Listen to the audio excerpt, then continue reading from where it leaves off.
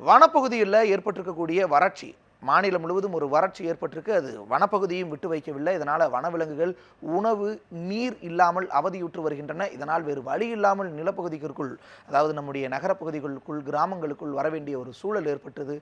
இதை தடுக்கிறதுக்கு என்ன மாதிரியான நடவடிக்கை எடுக்கணும், நம்ம என்னென்ன முயற்சிகளை செஞ்சு வன விலங்குகளையும் காத்து நம்மையும் காத்துக்கொள்ளணும். தொடர்ச்சியாக சத்தியமங்கலம் பகுதியில் என்ன மாதிரியான நிலைமை இருக்கு, அங்கு வறட்சியால் வனவிலங்குகளுக்கு என்னென்ன பாதிப்புகள் ஏற்பட்டிருக்கு, இந்த தொகுப்பில் பார்க்கலாம்.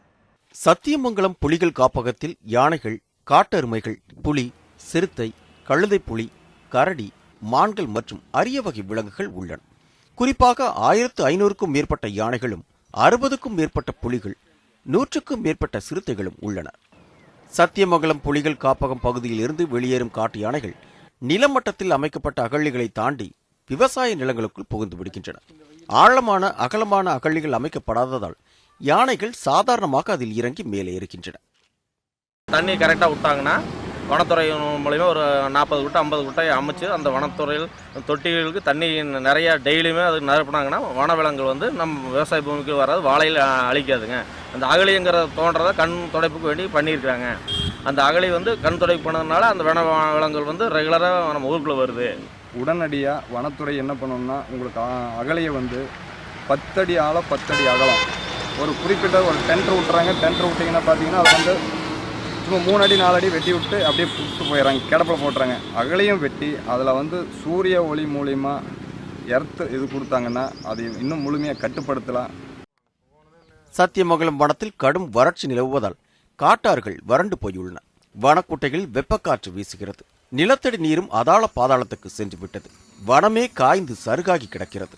இதற்கிடையே பவானிசாகர் வனத்தில் முகாமிட்டுள்ள யானைகள் குடிநீர் தேடி மாயாற்றுக்கும் பவானிசாகர் அணை நீர்த்தேக்கத்திற்கும் செல்ல துவங்கியுள்ளன. யானைகள் 3 கிலோமீட்டர் தூரம் வரை பயணித்து தண்ணீர் தாகத்தை தணிக்க வேண்டிய கட்டாய சூழ்நிலைக்கு தள்ளப்பட்டுள்ளன. தாய் யானையுடன் வரும் குட்டி யானைகள் நீண்ட தூரம் நடக்க முடியாமல் சோர்வடைந்து இடையிலேயே நின்று விடுகின்றன.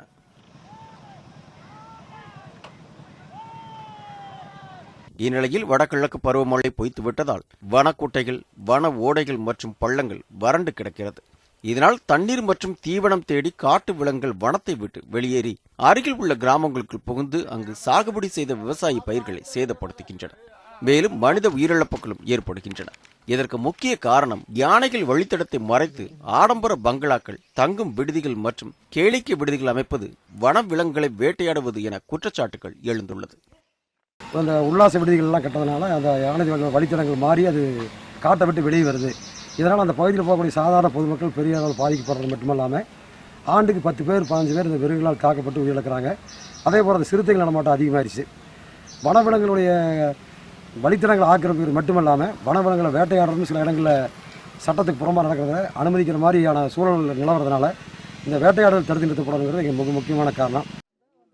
இது மட்டுமின்றி வனவிலங்குகளை பாதுகாக்க வனத்துறையினர் போதிய பாதுகாப்பு நடவடிக்கைகளை மேற்கொள்வதில்லை.